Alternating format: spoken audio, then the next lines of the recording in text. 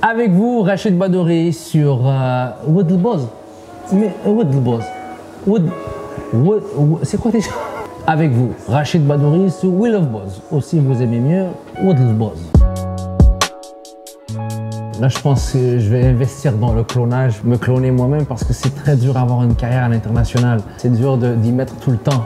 Et la qualité qu'on y met sur tous les continents. J'ai une carrière au Québec, j'ai une carrière en France. Et là, j'essaie de percer le plus possible au Maroc. Je prends toutes les opportunités qu'on me donne, à chaque fois qu'on me les offre. Et on m'en offre plusieurs que je suis obligé de décliner à chaque fois, une question de temps. Mais à chaque fois que je viens ici, c'est un pur délice. Donc j'espère que dans le futur, ils continueront à me faire confiance pour me réinviter. Oui, je suis très rechargé pour ce festival Afrique du Rire. Genre, je remercie encore Wallace de m'avoir amené ici ce soir. J'aime le public marocain, c'est un public qui est chaleureux. Les Marocains, c'est le sang africain, c'est à n'importe quelle heure, fais-moi rire. Pour être aussi énergique sur scène, je dirais la cocaïne. Sinon, il n'y a pas de... Pardon, c'est pas... Le thé à la menthe avec beaucoup de sucre. Je crois que c'est un problème médical qu'on n'a pas osé diagnostiquer parce que sinon les docteurs auraient dit à ma mère il faut l'abattre sur le champ. Je crois que ma seule façon de canaliser cette énergie, c'est vraiment de me défouler sur scène. Sinon, je pense que j'aurais été un fou.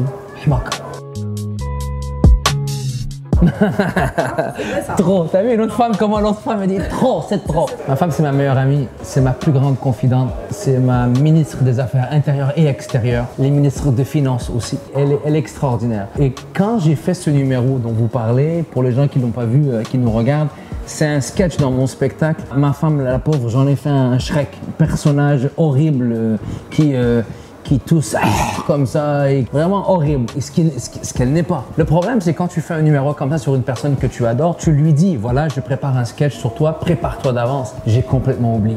Elle a découvert le sketch sur elle la journée du spectacle, c'est-à-dire la première du spectacle, la générale, devant journalistes, devant salle comble, devant la famille, devant les amis. Alors le show commence, le spectacle commence, elle encourage son mec, elle se lève debout, c'est mon mec, c'est mon mari. Et plus le sketch allait sur elle, plus elle commence tranquillement à se coucher tranquillement dans... Elle est venue en pleurant dans la loge. Pourquoi t'as fait ça? Les gens vont croire que je suis une mongola. Pourquoi tu as dit ça? Elle commence à pleurer, je me suis approché d'elle, je lui ai montré le chèque des droits d'auteur. Elle a fait, continue comme ça, excuse-moi, je m'excuse. Excuse-moi. Elle continue, exagère un peu plus. Ça s'est calmé en 2 secondes.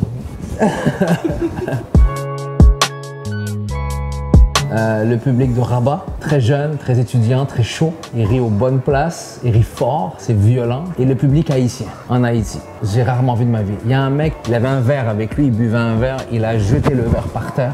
Moi, je croyais qu'il voulait se battre. C'était pour m'indiquer que je l'ai vraiment fait rire. Donc lui, il a cassé un verre par terre.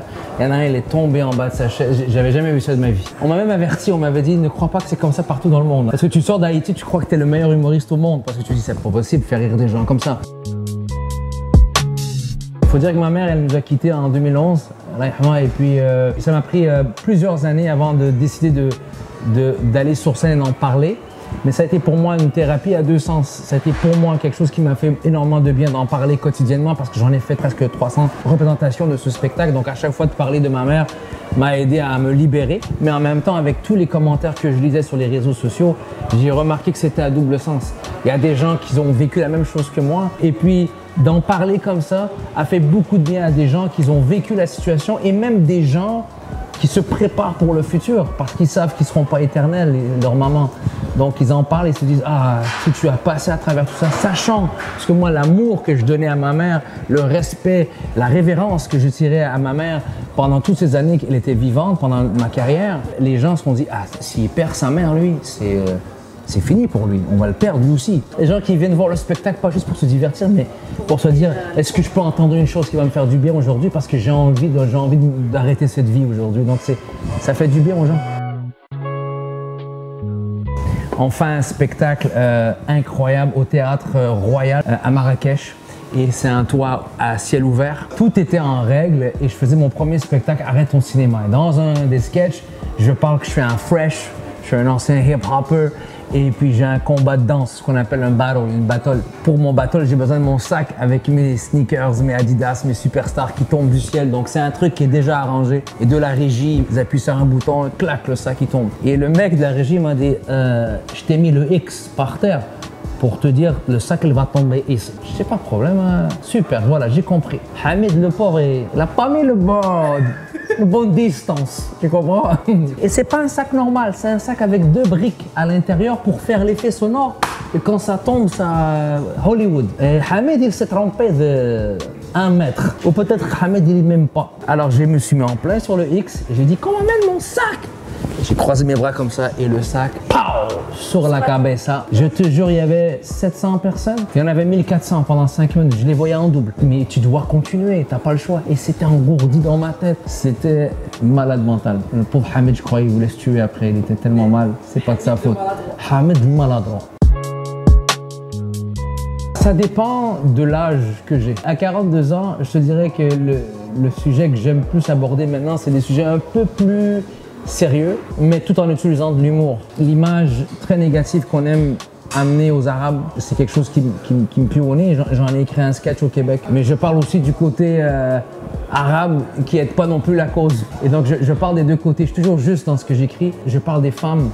Dans mon spectacle, j'en parle énormément. Je n'arrive pas à comprendre aujourd'hui comment des femmes doivent se battre autant pour avoir les mêmes opportunités que les hommes ont. Moi, si c'était pas de ma femme, tu sais, ce proverbe, il est à refaire. Derrière tout grand homme, il y a une femme qui se cache. Elle n'est pas derrière, mon ami. Ma femme, moi, elle est devant. Et si c'était pas de elle et de ses conseils, je serais peut-être même pas devant vous aujourd'hui. Donc, c'est des sujets qui me touchent plus à cœur qu'il y a 10 ans, je dirais. Il y a 2 clés essentielles à pouvoir s'adapter aussi rapidement qu'un caméléon lorsqu'on voyage beaucoup. La première des choses qu'il faut faire, c'est qu'il ne faut pas imposer à un public qui n'est pas le tien, qui n'est pas chez vous, ton matériel. Il faut que tu leur parles de choses qui leur concernent. Donc la première chose que tu fais dès que tu débarques de l'avion, c'est que tu te mets en mode observation. Tu observes. Tu dois ramener des trucs comme ça. Et l'autre truc que tu dois faire, toujours en mode respectueux parce que tu n'es pas chez toi. Et ça aide à un niveau d'adaptation rapide.